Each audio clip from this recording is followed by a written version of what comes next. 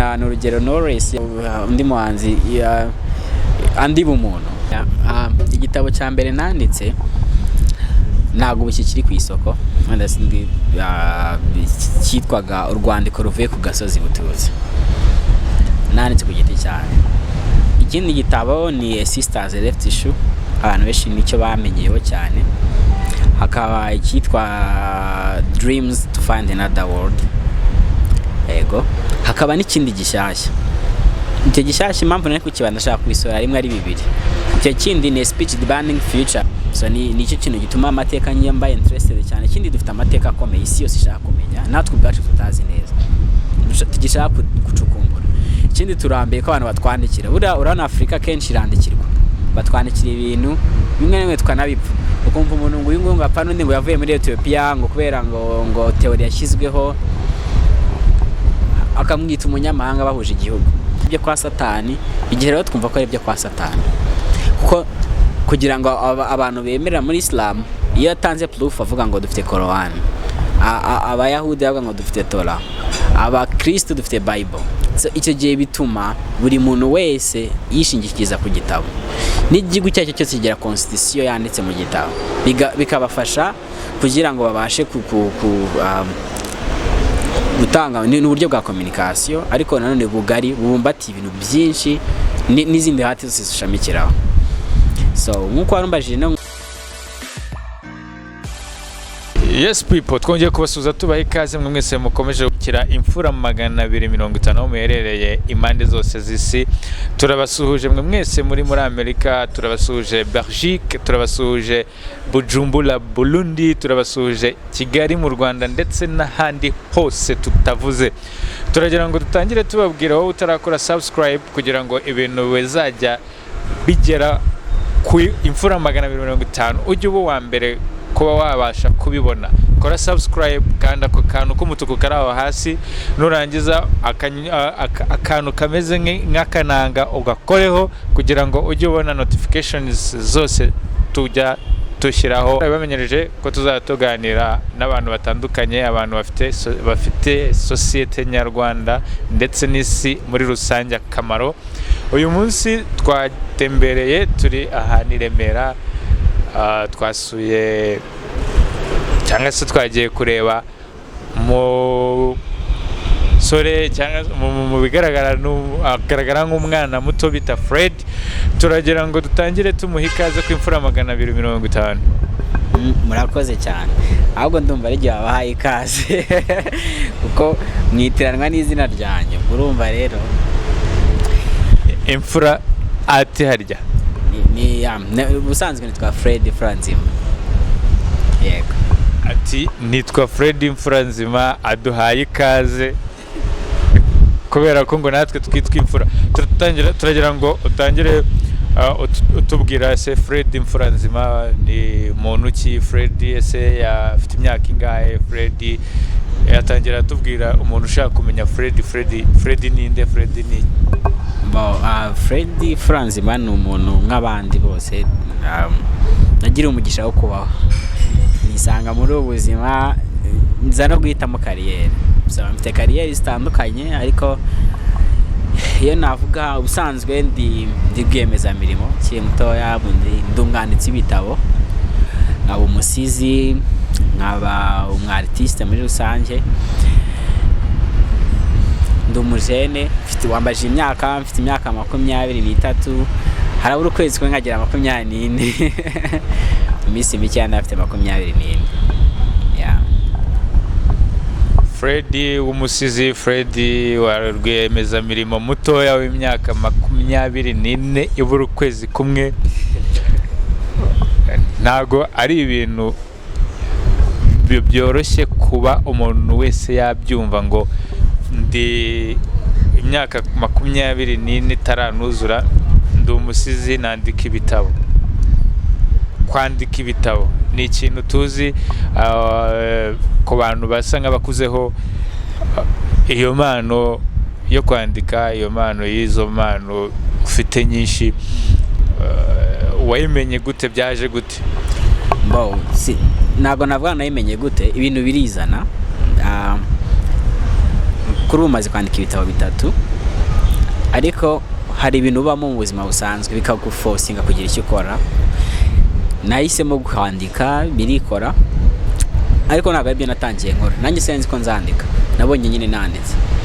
Buriya kwandika ni ikintu kigera igihe kikaza, ukumva ko gufata ikaramu n'ikayi ukandika.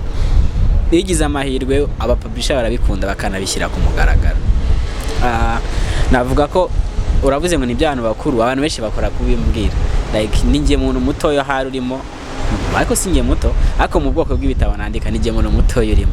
Ariko ntago bincinege, bimpa imbaraga kubera ko mu buzima tubamo nemera ko imyaka y'umuntu idakwiye kumubuza kugira icyo akora kimurimo. Ikindi nemera yuko mu buzima busanzwe tugira inzozi tugomba gushyira mu bikorwa tutitaye ku bibazo tubamo bya buri munsi. Rero hari ibintu bigusunika gukora kugira ikintu wakora. Rero nyiri mutoya nari mfite inzozi, numva ari ikintu ushaka kumarira ko societe. Ugitangira avuze ngo muganana nabo bafite umumaro societe, ndavuga ni buriya wasanga amaze kugera ku nzozi zanjye. Kuba ushaka kuvuga ati abantu bamufitiye umumaro societe ni bimwe mu byo nkora, ariko nanone ndi interested cyane mu bintu bijyanye no guharanira amahoro n'ubumwe n'ubwenge muri community. Nabyo ndabikora ariko bikajyana n'ubwanditsi. Rero ubwanditsi bubimfashamo, n'ibyo ninagezemo experience nkabasha kubyandika kugira ngo ejo n'ejo bundi abana bazakomoka ku Rwanda ruzakurikira twebwe bazazi bafite ibyo bigiraho, yaba amateka, yaba ubuzima bwa buri munsi turi mu uyu munsi, ejo nabwo buzaba ari amateka, yaba experience z'ubuzima nazo baba zikeneye ejo hazaza. So ndavuga reka njye mfata bike nandike.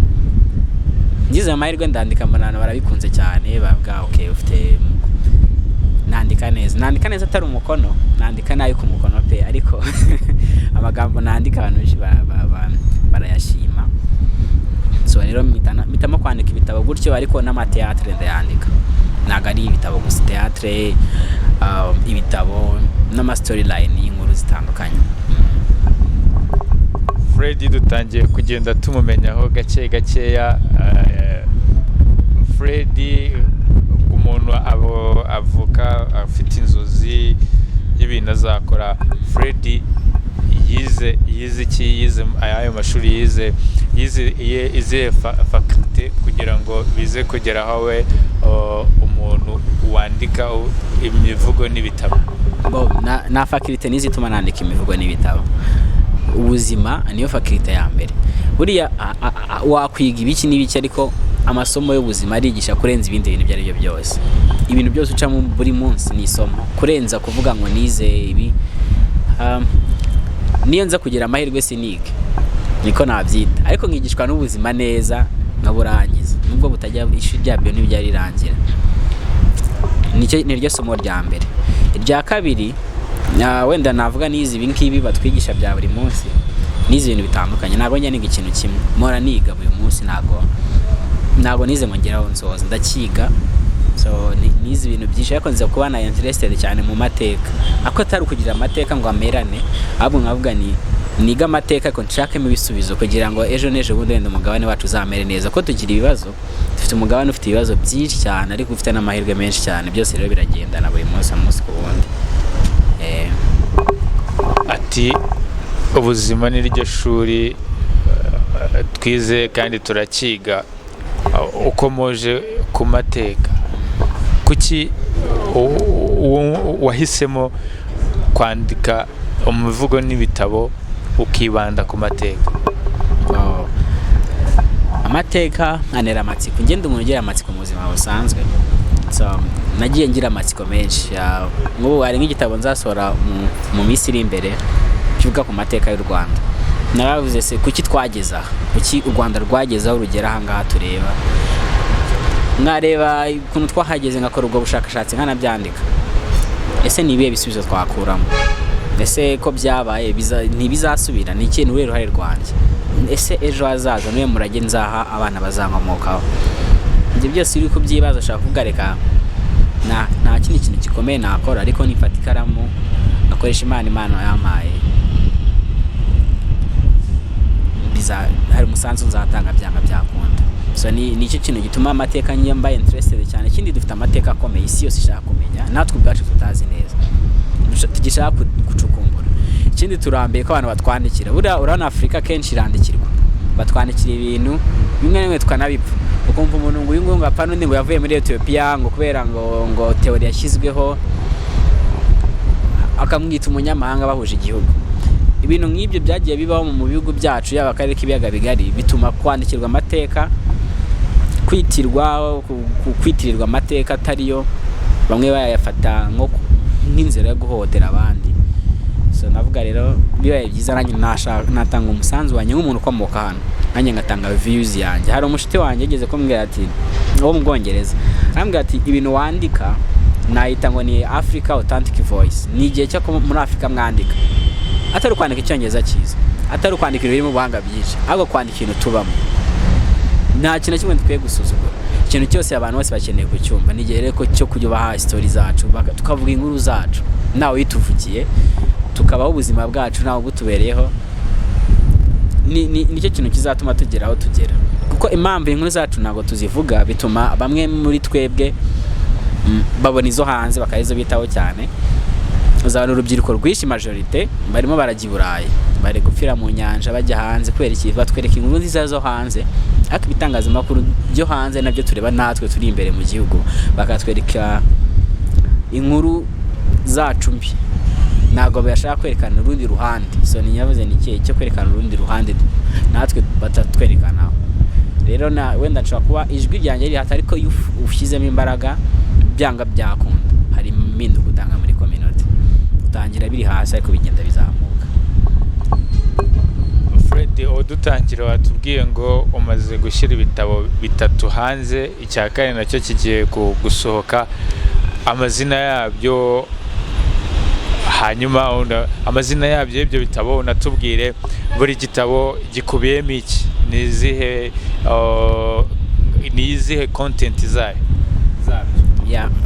Igitabo cya mbere nanditse ntabwo kiri ku isoko, wenda cyitwaga urwandiko ruvuye ku gasozi butuze, nanditse ku giti cyane. Ikindi gitabo ni Sisters Left Issue, abantu benshi nicyo bamenyeyeho cyane. Hakaba icyitwa Dreams to Find Another World, ego. Hakaba n'ikindi gishyashya. Icyo gishyashya impamvu nari kukibanda nashaka kubisora rimwe ari bibiri. Icyo kindi ni Speech Demanding Future, ariko nakoze launch yacyo yo kukimurika. Hasigaye kugiye abantu hajemo ibintu bya COVID nyine bituma bidindira, ariko hari ni icyo ngicyo n'iki cy'amateka narahitamo gutangaza izina ryacyo ko yakonshaka ko kiba umwihariko mu bitabo nanditse. Numva ko ari cyo gitabo nanditse kuko ni ikintu cyantwaye umwanya munini, cyantwaye imbaraga nyinshi. So ndavuga okay, nicyo kintu nzahiwa amaboko yanjye nkagihereza abantu, then nkanatangira bushyashya. Utubwiye amazina yabyo ariko ntabwo tubwiye ngo ese izi content zayo.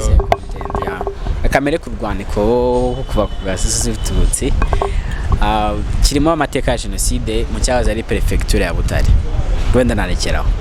Ikindi ni Sisters Left Issue, ni nacyanditse nk'ibaruwa umuntu ashobora kwandikira mushiki we y'ibintu ducamo bya buri munsi. So nyandika gutyo nyita Sisters Left Issue, ariko nacyanditse ijoro rimwe. Nari ndyamye nijoro ndabyuka ndandika ibintu binjemo, ndandika ndagisohora, kiza kuba successful, cyaje no kubona igihembo bitandukanye. Ndavuga okay, it's fine, reka nkomeze nandika a speech demanding future. Ugereranyije mu Kinyarwanda ni nk'imvugo isaba ejo hazaza.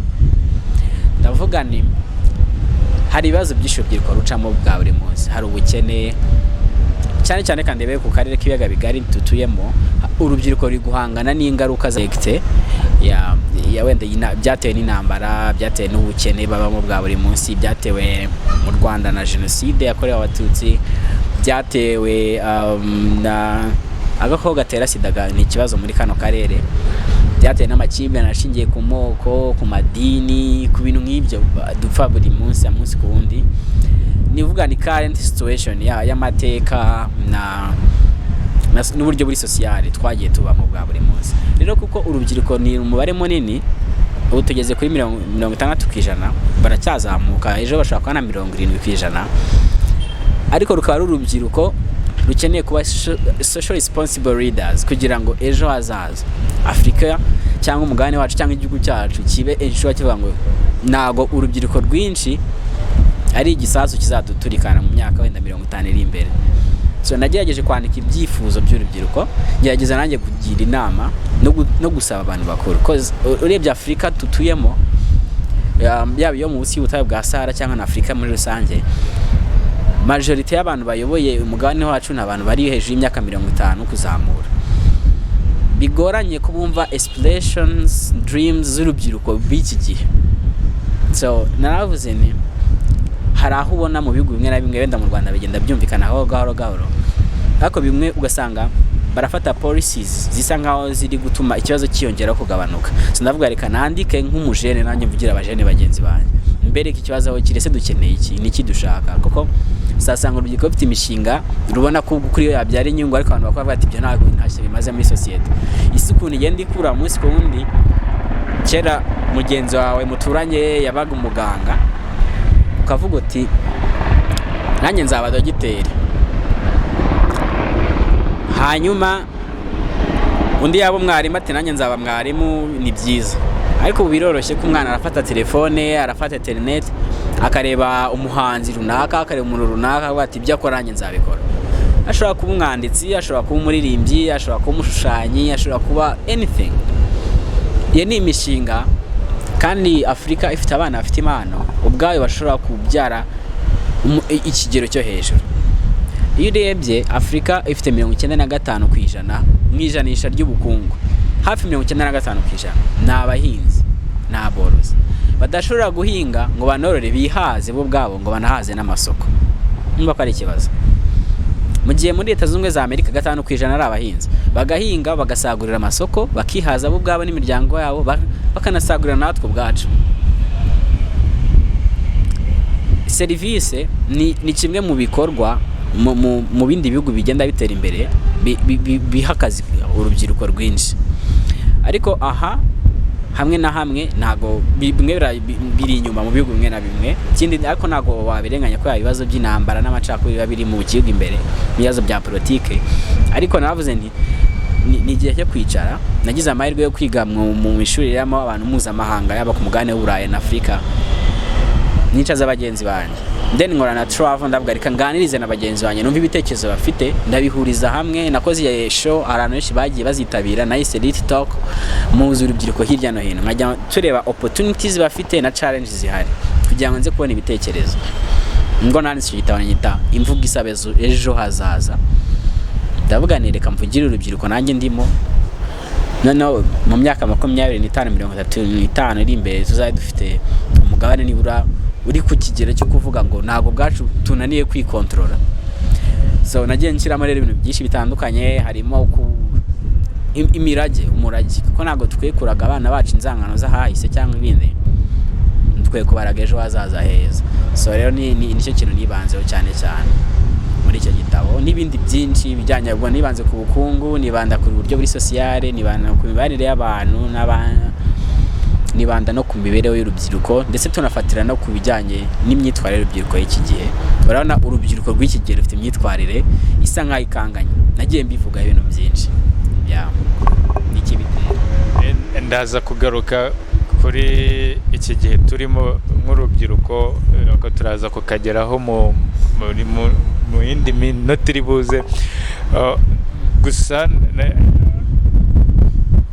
nongeye kugaruraho gatoya, wigeze kuvuga ko bimeze nka uri gutanga umurage ku rubyiruko, uri kubigisha. Freddy akiri mutoya, wigeze gukomozaho ko umuntu yumvaga afite inzozi zimeze ukuntu Freddy yumvaga nawe azaba umwarimu. Freddy mpita nyikomerezanyaho mbaza ngo se Freddy ibitabo bicururizwa umuntu ushaka igitabo akibona gute? Eka wenda ngugarure inyuma, buriya ngiye ndi mutoya ntago njya nkurura neza ngo mbashe kwibuka inzozi nari mfite ari izihe, ariko nari mfite inzozi ko nzahindura ikintu muri community. Kera ndi mutoya nakuriye mu ahantu nari mfite ibibazo byinshi, nibazaga ibibazo byinshi cyane. Ari umwana ugira amatsiko, n'umuntu wese unzi yabikubwira. ngira amatsiko menshi ariko bigaterwa n'ubuzima n'ahantu bigaterwa nanone nanjye ubwanjye n'ejo hazaza nibazaga ibintu byinshi so nkareba ahantu ndi ubuzima ndimo nanjye ubwanjye nkabihuriza mu kintu kimwe nkavuga ni iki nakora so ariko nyine nk'umuntu ukiri muto wese nagiye nca mu bindi bintu bitandukanye nabanje gukina umupira w'amaguru njya mu tudemi dutandukanye even nagiye no mu kademi ka APR ngere muto ntabwo ari kera mu minsi ishize niga muri secondaire ariko mbivamo kubera kuvunika navuga okay ibya mbere biranze njya mu bindi njya muri gukina amateatre na poetry mbikoraho igihe njya mu bintu byo kusavinga community nagiye nkora ama clubs atandukanye nagiye formating ama clubs wageze hafi mu 8 ku rwego rw'igihugu bya mu mashuri ndetse no muri community ntangira no gusavinga community none natangiye guhura n'abantu ni naho nagira igitekerezo cyo kwandika ko yagura n'abantu benshi ngabona ibitekerezo byishaka nkavuga ibitekerezo nago bigaragara nangira kubyandika natangiye kwandika niga muri secondaire umuyobozi w'ikigo bunyemerera ko ushaka kundika nkajya njya hanze ngashaka amakuru nkandika niho nandike kira gitabo urwandiko ruvuye ku gasozi bututse nza kugishyira hanze nyuma ubwo naje gura n'abayobozi bo muri CNLG ndakibereka baragikunda bavuga ke twagufasha ukagishyira hanze nabo mwiyuka banera imbaraga bituma kijya hanze mboza gura n'umupublisher aramfasha ndabona birakunze ariko nari mfite inzozi nyinshi ndi umwana hari inzozi najya nibagirwa nari mfite inzozi 3 nari nzi ko nzaba umudepite naho biraje none nshaka kumuba aya naho umamagara icyo gihe nzabiharanira kugira ngo koko mve ko mbikwiriye hanyuma cyo nahoze ndumwa sinzi impamvu nirimitiraga ku budepite ariko numva nshaka kuvugira abantu sinzi impamvu mfite uwo mutima ikindi numvaga nshaka gufasha abantu nakuriye ahantu mu mudugudu nago njya nkuru shusho neza ngo nyibuke nyako hano hari umudugudu w'abantu bacitse ku icumu harimo abantu bakennye cyane nago mu rugo twari dukennye cyane ariko nabwo twari dukennye sibyo ariko atari cyane nk'abandi so nkajya mbona abantu bakaza mu rugo tugateka tukabaye ibiryo bamwe badafite aho kurara tugashaka amatora none nkajya mbona ibyo bintu biba buri munsi avuga ariko buriya ni iki kibitera kugira ngo anamere gutya sinzi nawe wabona umuntu wishwe n'inzara njye narababonye abantu benshi kubona umuntu wishwe n'inzara birababaza kuko nanjye nshonje ndi umuntu usonza nabi nanga gusonza so ngabona abantu bishwe n'inzara nkavuga kuki abantu basonza kuki ibintu bimeze gutya nkabona bamwe baramena ibiryo abandi barasonza nkavuga ke hari ikintu nakora buriya nshobora no kubavugira cyangwa ngashinga kampanye nahoraga mfite utu tuntu ngakora utu no kwishuri nahoraga mbikora nk'organiza tukajya kubakira abantu tukajya kugira gute ibyo bintu byagiye binyikoresha ntabwo ari byabaga ubikubitamo nashidukaga nabikoze rero hari ibintu bigenda bikuyobora ku kindi kimwe kikakuvana hano kikakujyana hariya ukashiduka wabikoze ni naho narishingiyeho nguranura hari umuryango mfite nashinze yitwa Influence for Peace nawuziramo bigenda biza ariko nkoresheje navuga ko ari Imana yamaye yo kuba mfite inshuti nyinshi bakanyumva tugafatana so rero nagiye murana nabyo bituma inzozi zanjye zindagurika buri munsi sinakubwira ngo mfite izihe nzozi kuko ikintu cyose mbona nge nakora kikangira umumaro kikagira n'abandi umumaro niyo mpamvu na company ntabwo nyavuga ngo ndi umu businessman cyangwa iki no social entrepreneurship ikintu nkora gifaniye iki community ntabwo ari ngombwa gusa ngo wenda mbe nkora ikintu kimariye umumaro community ariko nshobora no kuba ncuruza ikarito ngafata bombe 3 ngafata abantu ari ku muhanda bazerera nkazibaha ariko nkabigisha utuntu aho kugira ngo niba mwatoraguye uducupa mugacuruza twa ducupa batoragura ku mihanda utu ducupa watugurisha kwa 50 ugakora umushinga mutoya wa mushinga muto ukamwishwa nawo ukora nubikorera abana 3 uzaho hinde ubuzima bw'abantu benshi hari abana bazabyara nyuma yaho nyine nibyo bita social responsibility nasaba n'abacuruzi hano dufite abacuruzi benshi bafite ubushobozi ntago bisaba ubushobozi bukomeye cyane bisaba umutima so nabwo mfite rero iyo nzozi yo kuvuga ngo mfata saba abantu bafite ikintu bashoboye cyangwa nanjye niba icyo nashoboye Imana yamfashije kwa tundi dukeya tudusharinga ariko dufasha abantu gutekereza ibintu bya critical thinking ni ikibazo gikomeye abantu barwaye bwaki kandi bafite imboga abantu bafite iki dufite abantu bakurikiranwa cyane baba star bakabaye begeranya abantu bakabigisha guhinga wenda dodo ukabona n'urugero Knowless yarimo arigisha abantu guhiga dodo n'urugero ukabona undi muhanzi andi Bumuntu yagiye kwigisha abana mu cyaro kubyina ariko bigatanga umusaruro akabigisha byabo byaza umusaruro akanabafasha ntago bisa amafaranga bisaba umutima ibyo bintu byose ni ibintu natekerezaga ndi umwana ati nshobora kwinspiring abantu bakabikora abantu bakaba social responsible leaders abantu bakareka kuyobora kuko bahembwa bakareka kuyobora kuko batoreye uwo mwanya bakareka bikababamo buri wese hari akumva ari umuyobozi akumva ko dukwiye gufatanya kuko naga Afrika izigera itera imbere tudakoze gutyo handi umuntu arwanira kurya utwe akarya n'utw'abandi akumva nibwo nyine ntago bishoboka uzaturya n'undifuze kuturya duhore muri ibyo ariko nimbona dukeya twanjye nkiga kudukoresha nkafasha n'abandi bagenzi banjye ni nabwo zanzangano zose tugira za buri munsi zavaho ni nabwo bwabwiyunge tuzagira ni nabyo bya bintu byose ibyo byose numvaga ngiye mfite ijwi ni ritoya ariko nimbwira abantu batatu bagahinduka nzabaminduye isi yanjye ndimo nimfasha abana batatu bari mu muhanda bagahinduka nzabaminduye benshi ni nandika igitabo abantu bakakibona nzabaminduye inzozi zanjye ni zo gufasha guhindura muri community nitaye ngo ndiki icyo naba cyose cyose ariko nkumva ko hari ikintu mfashije muri community naba icyo ari cyo cyose burana ubushaka kwifuza ikintu nuki akwita kibaye nagucika intege buri wese afite plan y'ibyo yifuza kuzaba ariko ukavuga ati icyo nzaba cyose nzaba umuntu yingira akamaro pana vuga ngo nimba president nibwo nzahindura ikintu nimba meya nibwo nzahindura ikintu hoya uriwe wese wagira icyo hindura so niyo nge ni murambaje ngo uzaba iki niho hano focusinga cyangwa icyo nifuza kuzaba biba ari byinshi uri umwana bitandukanye cyangwa icyo nzaba cyose kigomba kuba ikintu kigirira umumaro ngewe ariko nabandi iruhande hanyuma bigafasha nabandi navuga ikindi warumbaje ndi kubijyanye naho umuntu yasanga ibitabo umuntu wese washaka kugura igitabo hano mu Rwanda hari amasomero atandukanye hose biba birimo hari uburyo ukagihasanga hari uburyo usanga byashize ariko biba bihari wagishatse ntiwakibura kimwe no gushaka no kunyandikira nkakurangiraho baza bakavuga birahano birahari nano birahari mu kanya ukomeje kwimfura art for peace igitekerezo cyo kugira ngo uyikleye nkawe Freddy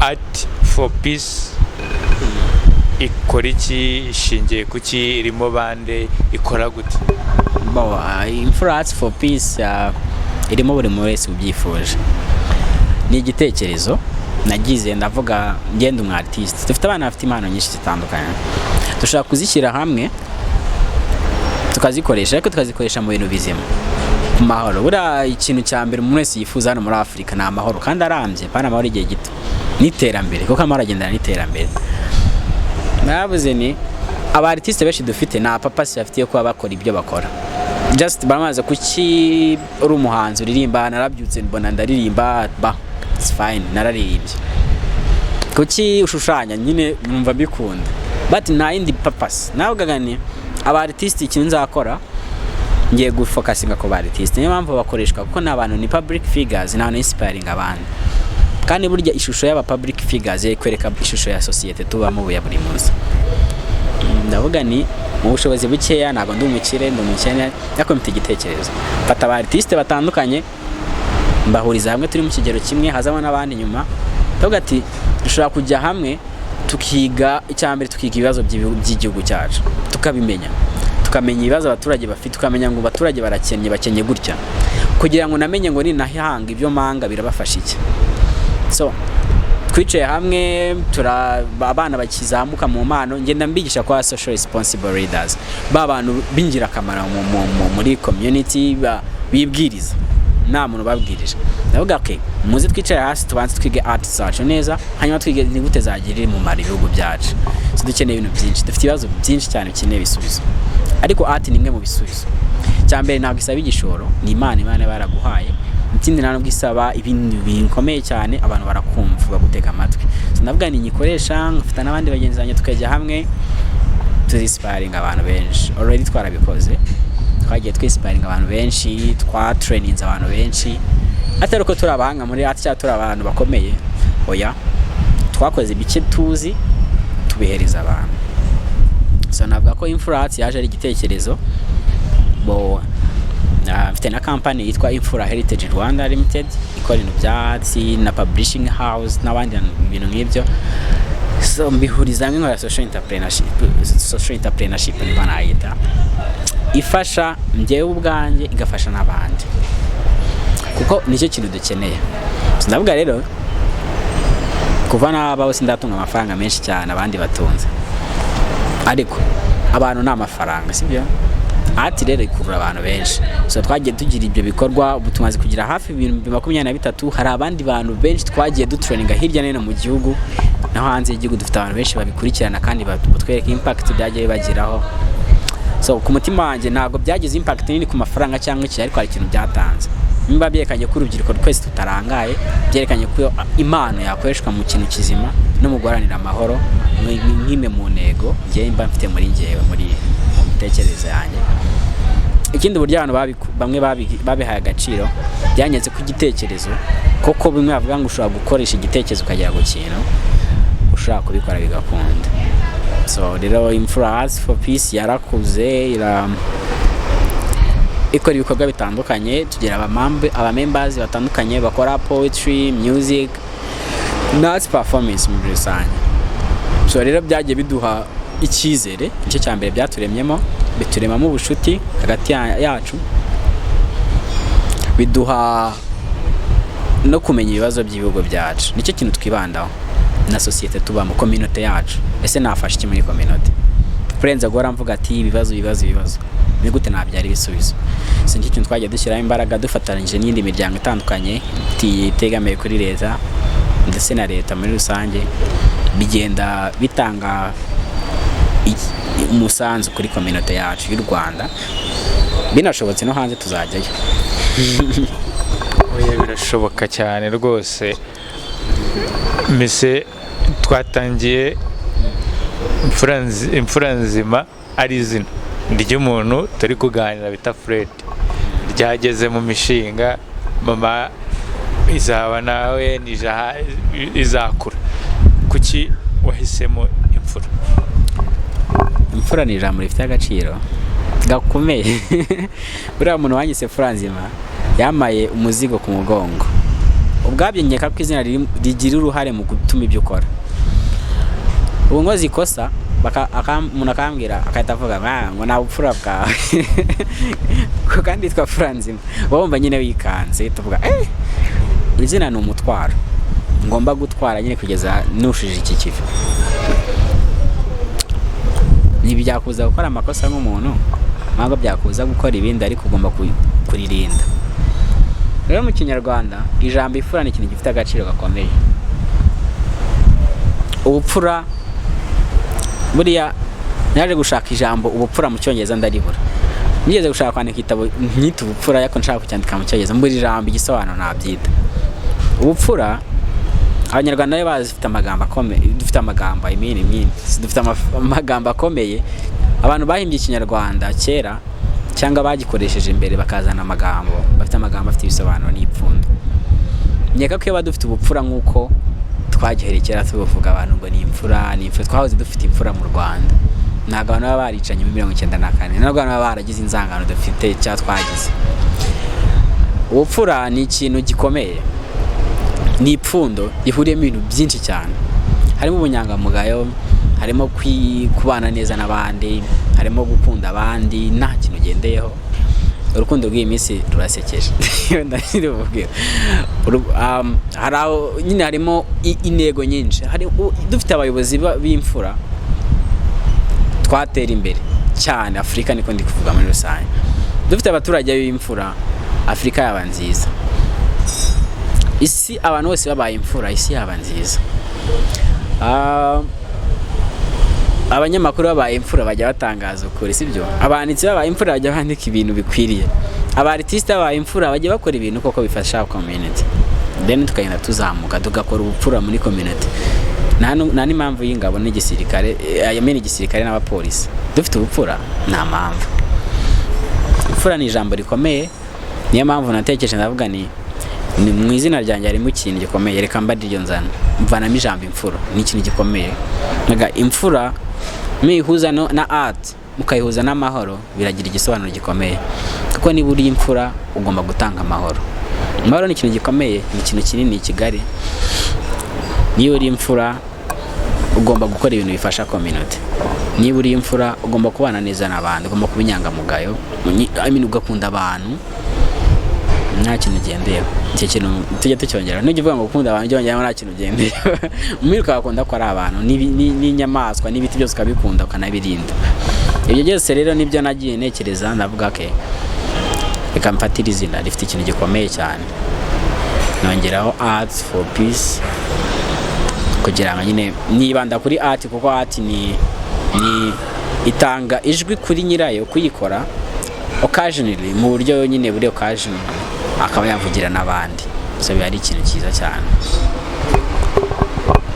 Natwe ku mfura 250 niyo mpamvu tuzajya tubabera imfura, tubazanire abantu bashoboye, abantu baganiriza isi muri rusange, bakaba bayakuraho ikintu kimwe bakongeraho ikindi, ariko cyubaka atari igisenya, nk'uko tumaze kumva ko imfura nyine ari ijambo rikomeye cyane. Ubwo natwe ku mfura 250 niyo mpamvu tuzababera imfura, tubazanire abantu nka Fred bafite icyo bamariye igihugu n'isi muri rusange, ariko bigahita bitujyana ku kibazo cyangwa se ibibazo dutwarira rimwe, kivuga ko kubera iki Fred ibitabo bye byibanda ku Cyongereza, kuki ushingira kuki ukoresha Icyongereza, ese target yawe imeze gute ku bantu?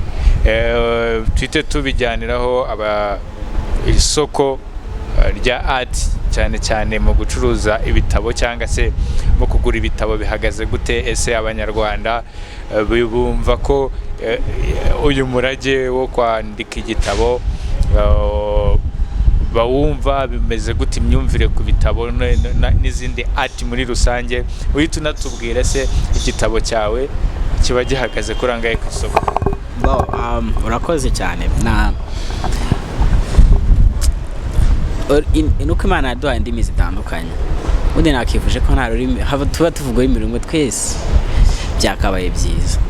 So ndi umunyarwanda, bamwe kuvuga ikinyarwanda, ariko nanone ururimi ngiye kuri jye ntabwo ari limite.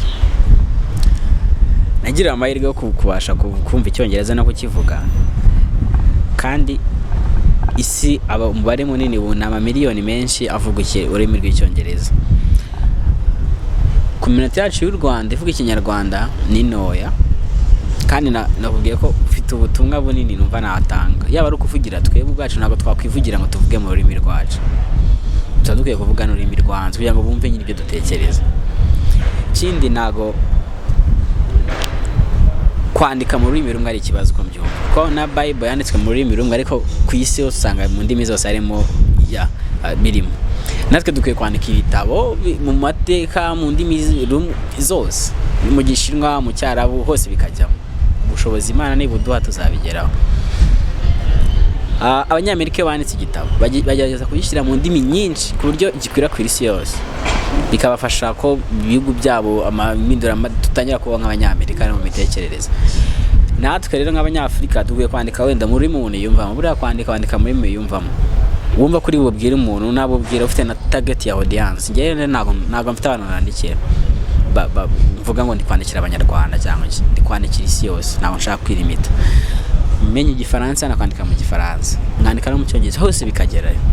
Ariko nyine nandika mu Cyongereza kuko biranyorohereza no kubona abankosorera, biranyorohereza.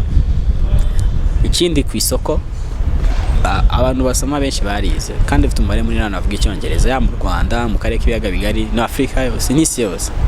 Rero biroroha cyane ko ibitabo bigera hose. Bitavuze ko mu Kinyarwanda ndahandika, ariko bikeneye ko noneho nangira kwandika mu ndimi zirenze rumwe. Ariko Imana ni ibifasha mu byo bizakunda mu Kinyarwanda bizemo n'ahandi. So nahereye ku byo nshoboye, igihe kizagira n'ibindi biza.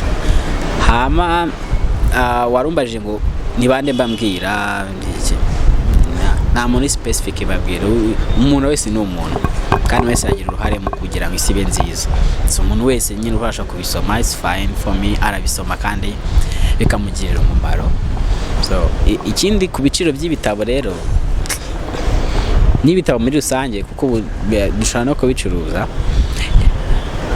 turi gushaka uburyo byajya ku giciro cyo hasi kugira ngo abantu bose babigure ariko birahenze nubona gusaba ko abantu bafite uburyo bashobora gufasha kugira ngo tubishyire mu ndimi zitandukanye tubigire byinshi abantu bibagereho hanyuma binajye ku giciro cyo hasi n'abantu bashobora wenda kumva bari interested mu bintu byo kwandika bashobora kwegera aba publishers batandukanye abanditsi bakora ikintu babafasha kuko ni umurage ni amateka yacu twandika ni ubuzima bwacu twandika ni umurage turi bwejo hazaza so nitubireka tuzibagirana buriya isi iyobowe n'ibitabo impamvu amadini yacu yacitse nuko tutigeze twandika ibintu twemeraga kugeza ubwo baje bakatwigisha ko ari bibi ari byo kwa satani igihe rero twumva ko ari byo kwa satani kuko kugira ngo abantu bemerera muri Islam iyo atanze proof avuga ngo dufite Quran abayahudi bavuga ngo dufite Torah abakristo dufite Bible so icyo gihe bituma buri muntu wese yishingikiza ku gitabo n'igihugu cyacyo cyose kigira constitution yanditse mu gitabo bikabafasha kugira ngo babashe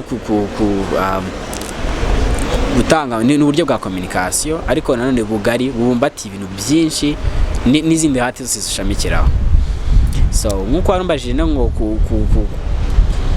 uruhare rwa art ndetse ntabwo ndi kwibuka neza neza ariko wambaje ku bijyanye na art numva ko art ikwiye guca izo barriers z'indimi kuko njye mba numva nta kintu ku isi bagaye gupfa niba nanditse mu cyongereza ashaka ukuntu bitranslate ngo ushyire mu kinyarwanda sibyo niba nanditse mu gifaransa nanjye iyo nanditse mu gifaransa ndiyeranje bikajya mu kinyarwanda muri minumva kuko sinumva igifaransa neza niba umuntu avuga igifaransa si ngombwa ngo umwange tujya tubona mu bihugu byo hanze nko muri Cameroon abantu bari kwangana bari kumarana ngo mwaba bavuga igifaransa ngo abandi bavuga icyongereza nikaba ikibazo ibintu nige numva nta kintu bimaze bana bafite ngo ibara ry'uruhu risa gutya ngo abanga ngo bana bafite umusatsi usa gutya ngo bafite ikigasanga nibyo dupfa buri munsi numva ko dukwiye kurenga ibyo ngibyo tugeze mu isaho bamwe bishyira hamwe abandi bakitandukanya handi urwango rukaba ari rwo rwunga abantu kurenza urukundo ngo yaduhuje umwanzi ugasanga abantu bahuje abanzi babaye inshuti ngo bahuje umwanzi rero isi tugeze muri uko imeze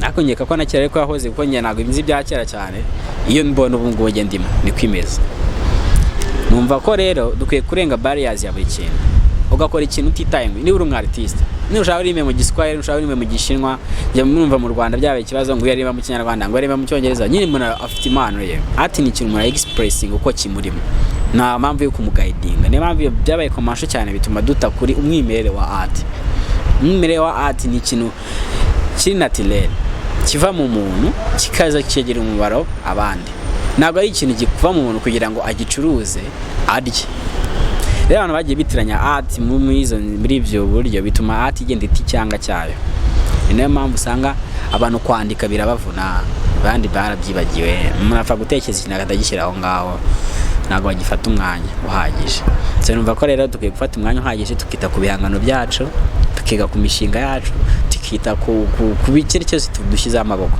tukumva ko tugiye kugikora kikagenda neza mu bushobozi buke dufite ntabwo dufite amafaranga ntabwo dufite iki ariko azaboneka sera ko uko iminsi igenda ihira kwiga bitera imbere tuzana tunayo tuyabona ariko tubikore binoge niba biri ku murongo ayo mafaranga azafasha ibintu biri ku murongo numva rero ko niba nanditse mu cyongereza is fine biri mu cyongereza biramfasha kugira kuri audience aho nzabasha kugera niba biri mu kinyarwanda nimbona ubushobozi bizajya mu kinyarwanda bijye mu giswahili bijye mu cyarabu bijye mu gishinwa mu ndimi zose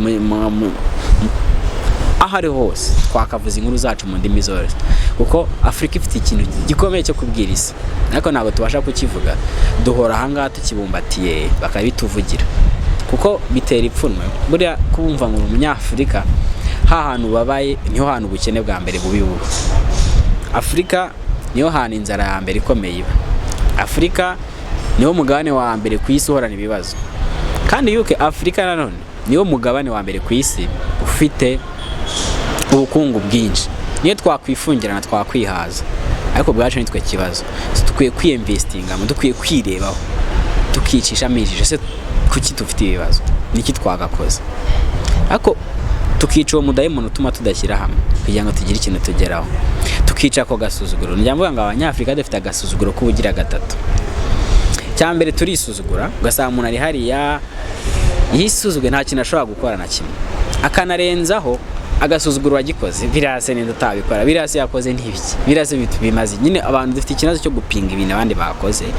Yabona ufite YouTube TV akavuga bijye yase nibiki, nta kintu arakora. Ariko ikintu kizimbere no kwita guca intege. Twanarenza bakanadusuzugura abandi ku yindi migabane, nubwo tuba mu gasuzuguro k'ubugira gatatu. Dukwiye kwita kurwanya ibyo bintu, kuko mu ndangagaciro dufite za kera mu mico y'abanyafrika, wizeye imico y'abanyafrika aho iva yose kagera, harimo ikintu cy'indangagaciro abandi batagira. Dufite indangagaciro nyinshi nziza twakwiye dukurikiza tukabasha kubana neza, ariko twazirenzeho kubera ibintu byinshi bitandukanye. Ni factor nyinshi nazo umuntu yajyamo, ariko byanga byakunda mu bushobozi bwari wese ufite, ntakagira ikikurimita aho uri hose. Aho ngaho umuntu wese buri wenda uri kutureba aho ari hose, ntakagira ikintu kimuca intege uko yaba ameze kose, ntakagira ikintu kimurimita mu byo akora. Agomba kugikora atitaye ngo mvuga uruhe rurimi. Ashaka kuvuga, ashobora no kwandika igitabo mu rurimi wenda mu gishi, mu za ndimi zose dufite ziri loko, ariko tukagishyira mu zindi ndimi. Why not? Umuntu agomba gutanga ikintu afite. No agasaba ngo sinakwandika igitabo ngo sinzi indimi. No, andika. Niba mbari ikintu ushaka gutanga, niba waririmba wivuga ngo ntabwo nzi kuririmba muri rurimi ngo kugira ngo ngere ngo kwisi yose uko nzarashaka kuri we focusinga kuri message yawe ushaka gutanga. Gira intego, menya icyo ushaka n'icyo utanga. Abantu benshi bajya muri art batazi icyo baje gutanga, batazi icyo bashaka. Icyo gihe bituma ubura formule. Umuntu ashaka gukunda ibyo wakoze ariko akakiburamo formule.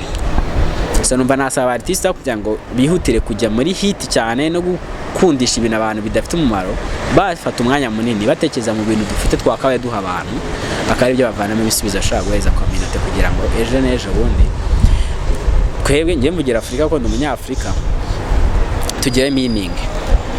Sibyo? Kuko hari igihe nk'ibibazo bya Afrika ukumva ubuze igisubizo.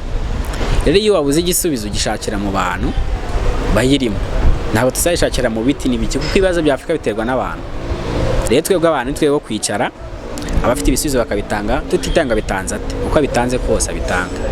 Hanyuma twe ababishaka babijyemo, babishake babashyire ku mugaragaro, ubundi ejo tuzagira ejo hazaza heza, turi kugera ku ntego nziza. Ariko dukwiye kurasa kure, ntitugume hafi yaho turi gusa. Yego, ariko ngarutse kuri cya kibazo nari nakubajije ngo ati kwandika ibitabo abanyarwanda babifata ese abakiriya ufite benshi bakugurira ni abanyarwanda, ni abanyamahanga? Ikindi utubwire abanyamahanga, kuko wandikira isi Afrika, bo ibitabo byawe babikura he, nize online platform babishyizeho? Mbaje ikibazo cyiza. Ngiye nandika ntabwo nzi aho ngomba kujyana ibintu. Ngiye naranditse tu urumva, ariko nkandika numva nyine like ni imwe muri ways nkuko nkora ibindi bintu. Ntabwo ari kwandika gusa, ngo izindi arte zitandukanye. So nanye nza gusanga ni business. So rero business nako nari wikore nazi ngo ikorwa gute. So njya kubyiga ndabireba, nza gusanga ikintu kibya isoko ryo mu Rwanda rari ry'ibitabo si rinini, ariko rirahari. Mu rwego mpuzamahanga barashaka inkuru zivuye hano cyane, ariko dukwiye kujya kuba influencer ku buryo batwinjiza muri systeme zabo. Biragorana cyane gupublishing uri mu Rwanda, mu publishing kuri online zabo kandi zo bakeneye. Ariko nkweretse ama message njya mbona ku muri social media zanjye, n'abanyamahanga banyandikira ibintu byawe bizane tubibone hano, twifuza ko byakatugezeho. Ariko niba ari n'umuntu wenda uri kundeba ushaka kumva ko ari ubuntu yatanga umusanzu kugira ngo bibagereho, yaza tukavugana tukamwereka audience, then akadufasha kubishyiraho. hama ni process nanjye ndi gukoraho ndi gushaka uburyo bya business wumva itangiye ikintu ari ikintu ukunda nari nyiri muto n'undi ndacyari mutoya tangira ikintu gikunda ari kugenda wayigana n'uburyo wakibyaza n'umusaruro mu buryo buri income ugafasha igihugu nawo bwawo so rero niyo process ubundimo no kumenya se ni gute byarenga imipaka bijya biharenga nkabona nk'umuntu w'umwongereza yagifotora arakinyoreje ngo ndagifite ariko nyine bigira mu buryo buri miracle dukeneye rero ko biharenga mu buryo buri invest tukinvestingamo tugashyiramo amafaranga abayafite bakayazana tukabijyana hirya no hino kuko nufata ibitabo miliyoni ukabikwirakwiza mu isi yose cyangwa isi turi miliyari zirenga ziri kurengaho utuntu ibaze ucuruje igitabo kuri miliyoni 300 miliyari zirindwi ni ubujyanye ikintu ku rwego runini cyane bitanga income ku gihugu nini cyane nati muri rusange ni ikintu twagakoze abanyamuziki bacu abashushanyi bacu abakinnyi b'amafilime amateatre n'ibiki tukabishyira ku rwego international abandi babivanyemo imari ikomeye ku buryo byinjiza hafi 30% ya budget y'igihugu natwe twabigeraho ariko birasaba ko twicara hamwe nituvuge ngo tujye gushyira hamwe gusa njya mbona kenshi tuvuga ngo tujye gushyira hamwe bagakora ama association n'ama federation aho basanga federation nizo kwaka abantu ba artiste amafaranga gusa nta kintu ziri kubafasha ntago zirimo abantu batari kuba open minded ngo barebe isoko ryagutse bigatuma aba artiste bazivamo bakajya kwikorera ku giti cyabo bagacika intege nabo bakabivamo ariko dushyizeho ama association ama federation afasha aba artiste bakabafasha mu buryo bufatika atari ukubafasha atari ukubafasha uko bateye imbere babona uteye imbere aho bakwijya muri no cooperative wajya mugasubira inyuma ko yangutera imbere hakwiye kujyaho uburyo urebye nko muri Philippines ukara muri Korea ni ibihugu bimaze gushyira art yabo ku kigero gikomeye bigira ijambo mu rwego rw'isi kubera art byinjiza hafi 40% 30% bya budget y'igihugu natwe twabigeraho ni ikintu gisaba ko twicara hamwe tukabwizanya ukuri tukavuga tuti byakorwa gutya na gutya bafite experience bamaze kugira bakazizana abantu bakuru babirimo n'abatoya barimo bakareka gushwana bagashyira hamwe bagakorana bangiza kubaka ikintu gikomeye aho kuremamo ibintu by'amatsinda bari musinzi impamvu abanyafrika hano hose duhere turema amatsinda nyine tukava mu matsinda tugakora ibintu hamwe tugakora ibintu binini niba ndi umwanditsi mwandikira abo bantu ba artiste n'ibindi nkabandikira niba umwandiki indirimbo naze kuvuga ngo niwe wayandikiye kandi ari wayimwandikiye yange kukuvuga kugira ngo tumenye nyine dufashanye mu bintu byose niba yaririmbye yanditse indirimbo nyine tugagenda twungikanya tuzazamura ikintu cyacu ariko nitubirwanira hano tuzaguma ngaha biduheze hano nitugere kure ako tugiye tubona ingero zo mu bihugu bimwe byo muri Afrika maze kugera kure byajyanye inkuru zabo mu rwego rwo hejuru natwe twabigeraho abandika ibyo bitabo abandika ibindi bintu byose bitandukanye bakagenda bagera kure ngenda mbona impact bigira mbona abantu benshi bo hanze banabaye inshuti n'abantu benshi hanze kubera kwandika niba ari kwandika mu cyongereza simbizi ariko bimfasha kuvuga story yanjye hanze niba bamfate nk'umunyabibazo kera wajya go Nyafrika akandikira ubuzungu akabazi kugiye kumwaka amafaranga ariko umwe akakwaka kugisha inama akakwandikira kugisha agusaba kumwigisha umumera mentor buriya binerishema kuvuga ati mfite abazungu nk'icumi imbere mentor ni ikintu gikomeye ku myaka 23 tukaba ufite abantu bo hanze bumva wababera mentor it's a great thing sibyo ndi hano muri Afrika sindaharenga ngo njye kuba hanze n'iki nyine barabona ubuzima mbamahanga bwaba inspiring shaka kuba gute mbikora hari abumva ko nta n'ubuzima dufite no kubona icyo kurya ari ikibazo no kubona icyo kunywa ari ikibazo ariko niba umuntu umwe ashobora kubikora n'abandi benshi babikora sinigiye cyari cyo kwijya hamwe twese hamwe tugafatanya tukereka isi ibyo dushoboye atavuga ngo tubyierekane nyereka mugenzi wanjye akwenga mfasha atagisubiza hasi tuzahera muri ibyo kimwereke nawe umva adashaka no kugifasha cyihorera ariko najye kurwana nacyo nyine dufatanye twumve ko isi isi yacu hano muri Afrika ni nini isi yacu mu Rwanda ni nini dufatanye dushyire hamwe byanga byakone tuzagera ku kintu kinini ibyo ukora byose n'undi nafatanya n'undi agafatanya n'undi inkuru zacu zagera kure dufite abantu benshi abenshi babafata nk'ikibazo ni igisubizo dufite ibyo twereka abantu ni byinshi dufite byinshi byo twagurisha dufite n'icyo twige kubikoresha two kubitanga ngo abandi babikoreshe urabona baraza gafata amafoto yacu bakajyana hanze bakagurisha amamiliyoni y'amadolari akagirira inyungu ibihugu byo hanze kandi hano mu Rwanda turayakeneye natwe ari amafaranga biragoye ko abandi umwana w'umunyarwanda ngo ngende muri RDB cyangwa nge mu kindi kigo cyose gishinzwe gutanga copyright ngo wame copyright ku mutungo umwe w'igihugu ushobora kuba ngiye kubyaza umusaruro, ariko abanyamahanga baza bakabitwara bakajya kubigurisha hanze. Sinzi nawe ndababikurikirana mu rwego mpuzamahanga, ahubwo usanga ifoto imwe iragurwa miliyoni y'idolari. Na famiye ya nyiri iyo foto ntabwo yigeze iza hano ngo bayifashe, iracyari mu bukene.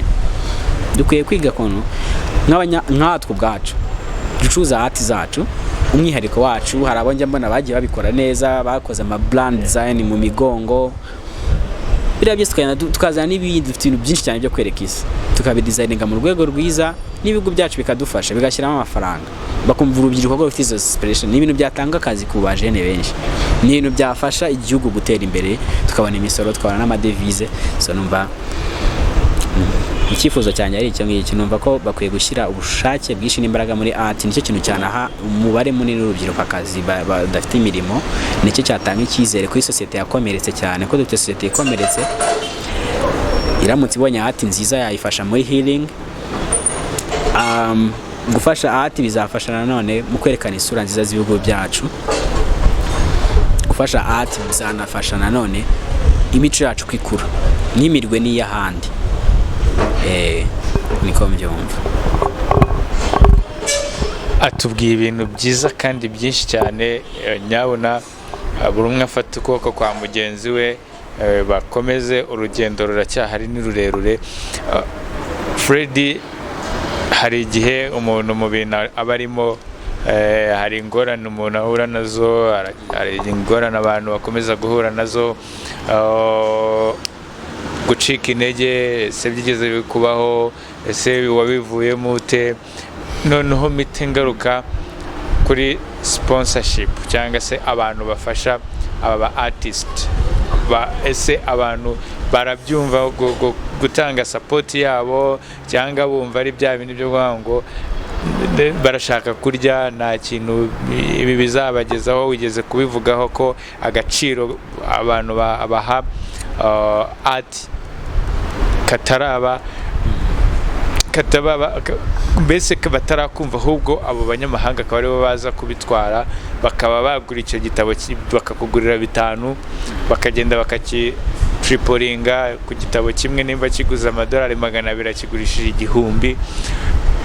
Niki abantu batarumva ko gufasha impano hari icyo bitanga, hari kugira ngo nazo zizamuke, ubushobozi bwo kwandika ko bihenda ubikura hehe? Aba artist babikoreye muri rusange, watubwira ukadusangiza muri izo ngeri zose. Rero urebye ibintu bya art birakomeye, ariko biri kuza neza. Art mu buryo bw'imiyoborere mu nzego nkenye z'imiyoborere irimo. Kugira ngo imiyoborere yacu ibe myiza, art igomba kuba nayo ikomeye, imeze neza, ifite n'abantu bayikora bayisobanukiye kandi bayumva neza. So rero navuga ko gutera inkunga art n'abantu kuba babyumva biracyagoranye, ariko hari ababyumva. Iyo witegereje abantu bafite amafaranga muri iki gihugu cyacu cyangwa muri hano, n'abantu bayakoreye kera, n'abantu bakuze, n'abantu bakeneye gusobanurirwa, bakegerwa, bakasobanurirwa ukuntu art imeze. Numva ko dukwiye kubegera tukabasobanurira n'uburyo bishobora kubyazwa amafaranga. Biroroshye kubageraho? Biragoye, kandi mu buzima n'ubundi ibintu byose biragoye. Yeka ko nta kintu cyoroshye, biracyagoye, ariko nibyo turi gukora n'ubundi munsi ku wundi. Kubegera tukabumvisha ko bagomba gushora amafaranga muri art, tukabeka ni impact byatanga. Ngira ngo irebye nko muri Amerika bumvise mu mumaro wa art, irebye nka Hollywood ahantu igeze. Impamvu Amerika ifite ijambo ku yindi migabane yose ni kubera buriya art. Bafite aba artiste bakomeye, biroroshye cyane ko mvuga umu artiste wese muri Amerika kumva murazanye ukayanga tuye nko hafi yawe hano. Biroroshye ko wumva umukinnyi wa filime cyangwa uri wa filime, twaganira hano ngahita mvuga izina rya filime tukajya tuyiteraho story, cyangwa avugira mu migani ya filime yo muri Amerika. Habaye ingufu nyinshi zikomeye kugira ngo Amerika ive hari igera aho igeze, bashyize ingufu muri art zabo. Ibitabo byabo, bakora igitabo bagakora copies miliyari 2, 3, 4 ku buryo usanga na library zo muri Afrika, z'Iburayi, Aziya, hose ibitabo byabo birimo. So nicyo kintu gituma duhora tuvuga urubyiruko rwacu rwataye imico, ntago bataye umuco. They are losing the purpose of living. Kubera iki? Ntago babona purpose of living mu mico babamo. Hari imico ibereka ko ibyo barimo bitari ibyabo, bakaye baza muri Amerika. Twese twifuza kuba abanyamerika mu mitwe, no mu migirire no mu mibereho. Rero biterwa nuko bashyize ingufu muri art bana investingamo amafaranga. Biragoye hano kubwira umuntu ngo reka dushore muri art, kandi ni bantu ba mbere ku isi bakeneye art no kugira ngo dufashe ni twebwe. Dufite abantu benshi bafite ibikomere bikomeye cyane ibyo bavanye mu mateka, n'ubu bakijya mu nzu zabo bakarira bagahogora. Kandi buriya art imwe mu bintu bya mbere bifasha mu gukiza ibikomere by'imitima. Dufite aba artiste baba bribed bitewe na international scene uburyo imeze, bagatangira kuririmba ibintu bitari ngombwa, bikanga ko ngo hanze ngo bimeze mu bijyo bigezweho, natwe tugashaka kubishyira muri community yacu. Dufite abantu biyahura benshi kubera ko babuze icyizere. Ariko dufite aba artiste baba experience umunsi ku ndetse n'ibiki bashyira ku ma social media yabo ko bakurikirwa n'amamiliyoni y'abantu. Ese n'ibiki bashyira ku mascene bari ku ma stage, no kubyinira abantu ko baririmbira, ese bazi ibibazo bafite in deep mu buzima busanzwe, ese n'iki ya contributing. So mbere yuko tujya kureba abaterankunga, dukeneye kubanza natwe ubwacu nk'aba artiste tukishungura tukareba ese tukwiye nkunga, niba iduha bizatugirira umumaro gusa cyangwa bizahita bigirira umumaro hanze. Ese community yacu izunguka iki kintu nta gushoramo, igihugu n'iki gushora amafaranga. Rero kuko aba artiste benshi bamenyekana n'itangazamakuru akenshi rereza umwanya aba artiste berekana ibintu biri sinzi nyine bashaka gutwika, nicyo bakoresha ko abashyira ingufu cyane mu gutwika, bakirengagiza ko bari rukundo gusa rw'umuhungu n'umukobwa. Hari n'abasigaye barimba abahungu ku bahungu n'abakobwa ku bakobwa. Nago ari ngo nago ari ukwitaka gusa, hakeneye n'ibindi tukwiye kuvuga, tugakora ubushakashatsi nk'umuhanzi ajya kwandika indirimbo akagenda akaganiriza n'abantu akumva ibibazo bafite n'ibihe muri community, agashaka igisubizo mu bibazo bamuhaye akakibaha muri art. Ibyo byose biri mu bintu bishobora gukurura abantu. Muri Hollywood bagira impamvu bara planning, bajya gusora film bafite target, either niyo kudurumbanya mu bindi bihugu, either niyo kuzamura isura y'igihugu cyabo, either niyo kwigisha ikintu runaka. Twege dufitiye papasi. Umuntu agira igitekerezo mu gitondo cya filime akavuga ngenda ndashaka gukina filime y'umuhungu n'umukobwa bakundanye n'iki, for why? Ntagaza impamvu. Harabajya bambira ngo mbafashe kwandika, namaze se ngufashe kwandika iki? Ngenda ndashaka gukina filime imeze itese, ni filime ngo y'umukobwa ngira no, niki ugiye kwigisha community muri iyo filime yawe? Ntago nayandika kuko ndakwandikira ibintu nazi nari kumva neza. Ntago ko nshaje mu mutwe cyangwa afite ibitekerezo bigezeho, ariko hari abantu dukwiye kubanza guprovinga art yacu. Hari ababikora neza ariko ababikora nabi bahabwa umwanya na media, sinzi fenomene iri maho ngaho. Ariko dukwiye gushyigikira art itanga umusaruro, kuko icyo abantu bazahabwa nicyo bazafata. Hanyuma twamara kubishyira ku murongo tuvuga dufite abartiste bari responsable, so amwartiste ashira imbere y'abantu akabatuka, so amwartiste ajya imbere y'abantu akitwara nk'igikoko cyangwa akamera nk'inyamaswa cyangwa akagigisha abantu ibibi gusa cyangwa akiyandarika. Dufite abartiste bashobora kuvuga bakavuga ijwi rya rubanda, bakaba ijwi ry'ibihugu byabo, bakaba ijwi ry'umugane wabo, bakaba ijwi ry'isi muri rusange, bakaba ijwi ry'amahoro, bakaba ijwi ry'iterambere, bakaba n'ijwi ry'ibyishimo n'imyidagaduro.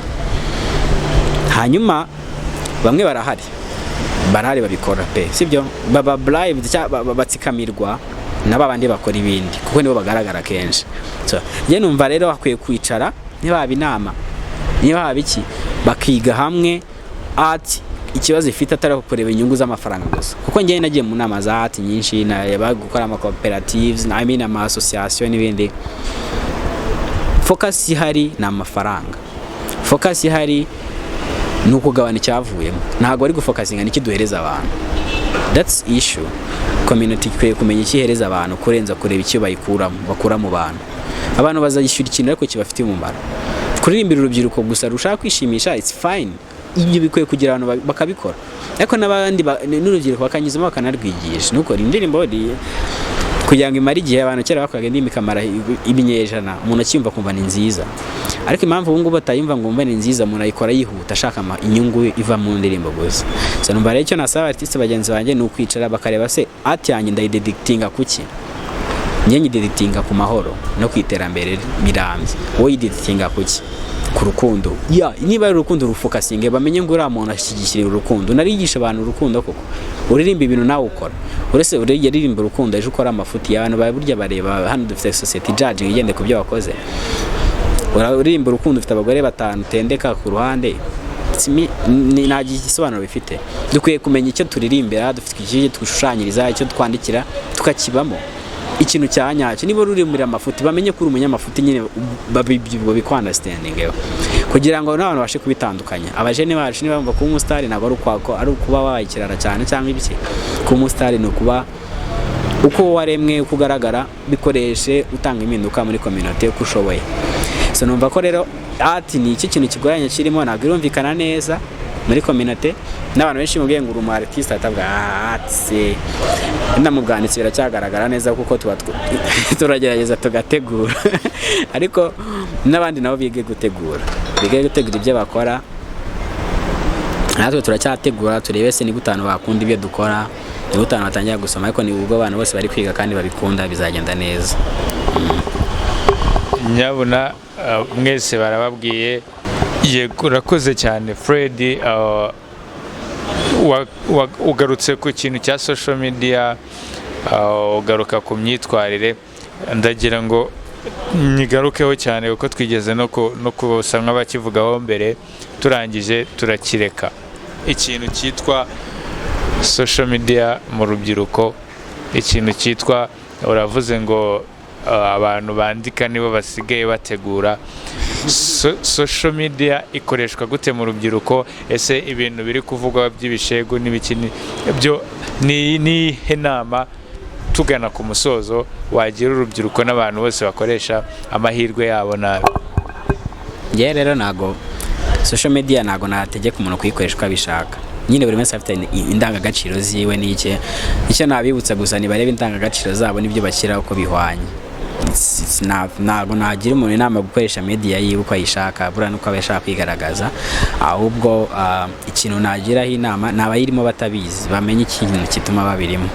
ikindi wenda navuga ku bijyanye n'ibishegu kuri art bura biragoye kubwira umwartist ikintu agomba gukora art ni ikintu kibyuka mu muntu kikamuzamo art rero nigera limit buri wese afite uburenganzira bwo kwandika ibyo ashaka ahubwo ni ukwiga buryo turimita buryo abantu bibageraho turacyafite ikibazo cyo mu buryo bigera ku bantu umuntu akora ikintu kigera ku bana kuki ariko ubundi art numva ko nta mpamvu yo kurimita umwartiste ngo tekereze ibi ngibi bikora ibi icyo gihe nyine byaba ari igitugu ntabwo bari mu bwisanzure numva ko muri art nyine abantu nabo bakwiye gukurikira n'abantu batabishaka bakurikira abandi bahanzi bari ibintu bitari ibishego baba ari bakurikira nano na media nayo ibe fair yo gushyira ibintu bimwe gusa numva ko ariyo nama natanga hanyuma ku bijyanye n'urubyiruko na social media nako kanashaka kugahuza urubyiruko rwacu rukwiye kwitonda cyane cyane n'abakobwa barakabye cyane muri no minsi gushyiraho ibintu bitari birenga indangagaciro zacu kandi yuko ko bazabyara bakaba ababyeyi sinzi ko bazifuza ko abana babo bazamera kuriya so babige kubimanaginga no kubishyira kuri level nziza bategure ku mugani w'abantu igezweho bategura ibintu byabo niba ugiye gushyira kuri social media tegura ubwo bazamenya kuri ibi bumve ko byanakugirira umumaro kandi bizaba byiza Fred tugushimira umwanya wawe wahaye imfura 250 niki cyihariye kuri wowe ushaka kudusangiza abanyarwanda muri rusange igihugu ministeri ifite urubyiruko n'umuco mu nshingano niki muri rusange ubutumwa bwihariye bwawe watuha nk'abanyarwanda ndetse n'isi n'abantu bose bazakurikira kino kiganiro ubutumwa natanga kangira bo mbugenera enda kuri leta cyangwa kuri ministeri dushinzwe navuga kuri ministeri dushinzwe nk'abartiste ubutumwa bwanjye nibashaka ukuntu badufasha nyine tubigeze kuri bino bintu byagira umumaro ku gihugu cyacu nk'uko u Rwanda ruhora ruri imbere mu bindi bakadufatanya n'abandi bagisinziriye natwe tutera imbere bashaka inzira zose ishoboka bagenzura barebe se ibyo bakoze bikora neza aya mafederasiyo yashyizweho se afasha icyo abantu bayibimo ibyo byose bizatuma byanga byakunda ejo hazaza bigenda neza hanyuma ubundi butumwa nabutanga ku artiste bagenzi banjye bagerageza bashyiremo imbaraga bo gucika intege biravunanye cyane cyane n'ibihe bya covid turimo benshi ubukene bamereye nabi kuko ibintu bakora ni ibintu bihuza abandi abenshi bafite ibibazo bitandukanye nababwira bakomeze bihangane bashyira ingufu cyane mu bihangano byabo bakomeze bagerageze bashaka izindi nzira zo kubicuruza ni ikigeragezo gikomeye ariko bo gucika intege hanyuma abumva twanashyira hamwe ngende tayari nicyo gitekerezo mfite abantu baza tugashyira hamwe b'abartiste twicara hasi dutekereze dukora iki hanyuma tugishake tugikore ngende umva tayari nawe gufatanya n'uwari wese. Hanyuma indi message nahereza abantu wenda bakunda ibikorwa njya nkora nukuri bakomeze banshyigikire binera imbaraga kuri ikora ikintu kana ntabwo bagiye agaciro birakubabaza sibyo bishaka gutera depression ukaniyahura. So rero bari mu bantu bampa icyizere cyo gutuma nkomeza gukora ibyo nkora. Imana ibaho umugisha nta kindi kintu mfite cyo gutanga ndi umukene pe wo gusengerwa ariko ukize ku mutima. Rero mbahaye urukundo ndabakunda cyane. Hanyuma ikindi ndabashimira namwe ko mwaje kumvugisha ni ikintu gikomeye kuba mwamaye aka gaciro ndabishimiye. Hanyuma ikindi ubutumwa muri rusange natanga ni urukundo dukundane twongere dukundane kandi inshuro nyinshi cyane ariko atari urukundo nyine abantu bahaye foromire zitandukanye dugire urukundo rwa buri kintu dukora urukundo abantu tuba turi iruhande tubimfura tubimfura icyo ni ikintu cyiza cyane tubimfura. Hanyuma ngira social medias abantu ba following bashaka kumvugisha ntabwo nyitanga nimero nigeze kuzitanga telefone yanjye yagiye kuyivaho. Hanyuma nyifite social medias ba following banganirize tuvugane then banangira inama ndacyari muto yanyene inama z'abantu bakuru ndazishaka cyane bamfashe bangira inama murakoze. Batubwira izo social media ukoresha waruvuze kuzikoresha ariko ntazi kubwira social media zose zibaho. Company mfite ya Imfura Heritage Rwanda ifite website ni www.imfuraheritage.com. Facebook aba friend baruziye ariko bafite page cyashya nabonye abantu benshi barayibonye wayireba ni Franzima Fred na Fred Franzima kuri Instagram na Franzima Fred / kuri Twitter ariko ushobora no kujya muri Google kandika amazina yanjye Franzima Fred ushobora kubona byinshi kuri njye mfite n'andi ma blog ncyenda blogging akajya ubasha kujya ubibona bitandukanye. Gushimira tunakwifuriza ishya n'ihirwe mu butumwa utanga kugira ngo ukomeze bwubake Afurika ushaka ko iba ihaguruka ikarabagirana ikaba Afurika yunze ubumwe ikaba Afurika idafite amakimbirane ubwacu tutisubiramo ikaba Afurika imeze yifuzwa n'abandi bantu bose. Ni ikibazo cyiza gifite n'igisubizo cyacyo bagisubije.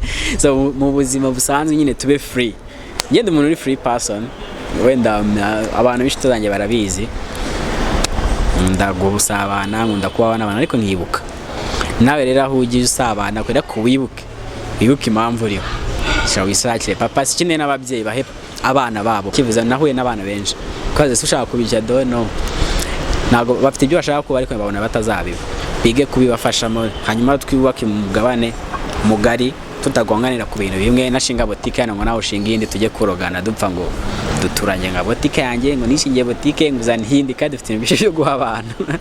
Navuga ni rero mwakoze cyane twagira umwanya munini wo kuganira kandi nimara gutunga burya uganira nyine ibiri mu mutwe ako kanya n'ibyo akubajije.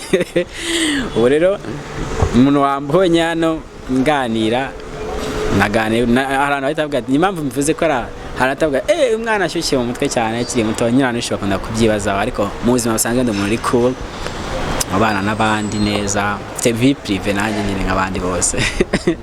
Yego murakoze n'ubutaha tuzaza noneho witeguye tuze tumurikire kuri icyo gitabo gishya ibyo bitabo bibiri bishya uzaronshingira rimwe. Ndaka kuntu naha abantu b'ishiti zanjye niba ni covid 2015 dushaka ahantu hari safe kuko bene n'amategeko abantu nk'icumi 15 hanyuma mba muri iki gitabo gishyashya ko cyaramvuniye nacyanditse imyaka 3 nagiye hirya no hino kugira ngo nyandike nahuye n'abantu 500 kugira ngo nyandike urumva nabo abantu bwabo nahuye nabo ni benshi se numva rero abantu bare interested 15 bazaza twicarane nyibamurikire bizanshimisha cyane niyo cadebat anniversaire murakoze anniversaire cyangwa murakoze Frey.